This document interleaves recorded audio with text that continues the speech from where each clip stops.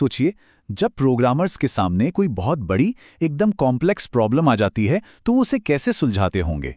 इसका जवाब ना एक बहुत ही सिंपल लेकिन जबरदस्त आइडिया में छुपा है। वो क्या करते हैं, बड़ी सी प्रॉब्लम को छोटे छोटे मैनेजेबल टुकड़ों में तोड़ देते हैं।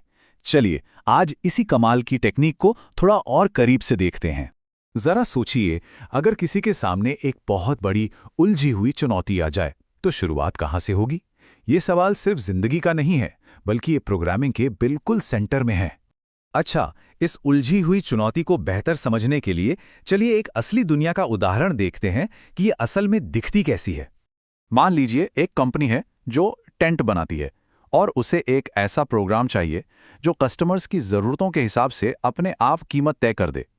सुनने में तो ये काफ़ी सीधा साधा लगता है, लेकिन इसमें कई सारे स्टेप्स हैं। तो उस एक बड़े से लक्ष्य को इन 4 छोटे छोटे साफ सुथरे कामों में बांट दिया गया। पहला, कस्टमर की रिक्वायरमेंट लेना, फिर कैनवस का एरिया निकालना, उसके बाद कैनवस की लागत कैलकुलेट करना और आखिर में टैक्स जोड़कर फाइनल कीमत बताना। कागज पर तो ये बिल्कुल सही लग रहा है, लेकिन यहीं से असली दिक्कत शुरू होती है। जब इन सारे स्टेप्स को एक साथ एक ही लंबे से कोड में डाल दिया जाता है तो नतीजा कुछ ऐसा दिखता है। अब इसे पढ़ना, समझना या बाद में कुछ बदलना बहुत बहुत मुश्किल हो जाता है। सब कुछ एक दूसरे में ऐसा उलझा हुआ है कि कुछ समझ ही नहीं आता। तो फिर इस उलझन का हल क्या है? जवाब एक बहुत ही शानदार और पावरफुल आइडिया में है। इस तरीके को कहते हैं मॉड्यूलर प्रोग्रामिंग, मतलब एक बड़ी प्रॉब्लम को लेना और उसे छोटे छोटे आजाद हिस्सों में बांट देना। हर हिस्सा सिर्फ अपना काम करता है और दूसरों के काम में दखल नहीं देता। और ये जो मॉड्यूलैरिटी है, इसे पाने के लिए हम जिस टूल का इस्तेमाल करते हैं उसे कहते हैं फंक्शन। फंक्शन कोड का एक छोटा सा पैकेट होता है जिसका एक नाम होता है और जिसका सिर्फ एक ही काम होता है।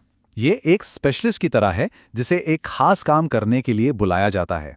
ठीक है, तो अब देखते हैं कि फंक्शंस का इस्तेमाल करने के बाद टेंट कंपनी का वही प्रोग्राम कैसा दिखता है। और यहां देखिए, ये है असली बिफोर और आफ्टर। बाईं तरफ है वो उलझा हुआ लंबा सा कोड और दाईं तरफ फंक्शंस का कमाल। देखिए सब कुछ कितना साफ सुथरा और ऑर्गेनाइज लग रहा है। फर्क बिल्कुल वैसा ही है जैसे एक बिखरे हुए कमरे और एक सलीके से जमी हुई अलमारी में होता है। जरा देखिए कैसे हर काम को अब अपना एक अलग फंक्शन मिल गया है। टेंट के सिलेंडर वाले हिस्से के लिए सेल फंक्शन, कोन वाले हिस्से के लिए कॉन फंक्शन और टैक्स के बाद की कीमत के लिए post_tax price फंक्शन। हर एक का मकसद एकदम साफ है। और सबसे बढ़िया बात यह है कि मेन प्रोग्राम अब कितना छोटा और सिंपल हो गया है। यह अब एक मैनेजर की तरह काम कर रहा है जो सही वक्त पर सही फंक्शन को बस कॉल करता है, मतलब उसे अपना काम करने के लिए कहता है। इसे पढ़ना और समझना अब कहीं ज्यादा आसान है। तो कोड को इस तरह से ऑर्गेनाइज करने का फायदा क्या है? आखिर में इससे मिलता क्या है? चलिए इस मॉड्यूलर तरीके के कुछ खास फायदों को देखते हैं। अरे, इसके तो कई फायदे हैं। कोड पढ़ना आसान हो जाता है। एक ही कोड को बार बार लिखने की जरूरत नहीं पड़ती। हम इन फंक्शंस को दूसरे प्रोग्राम्स में भी यूज कर सकते हैं। अगर कोई गड़बड़ हो जाए तो उसे ढूंढना बच्चों का खेल हो जाता है। और हाँ, बड़ी टीमों के लोग एक ही वक्त पर अलग अलग फंक्शंस पर काम कर सकते हैं।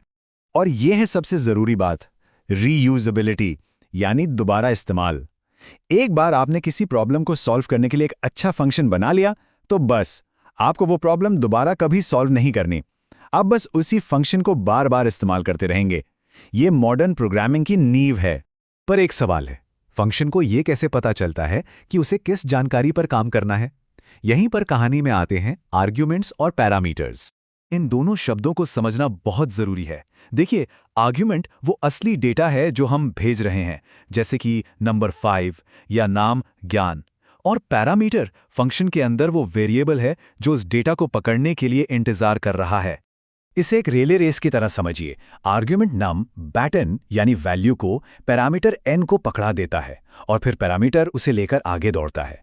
ये एक बहुत ही सिंपल लेकिन जबरदस्त तरीका है फंक्शंस को डायनामिक और फ्लेक्सिबल बनाने का।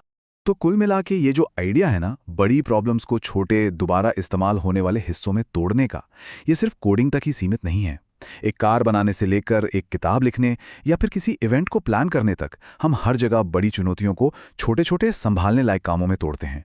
ये कॉम्प्लेक्सिटी को काबू में करने का एक यूनिवर्सल तरीका है ना? सोचने वाली बात।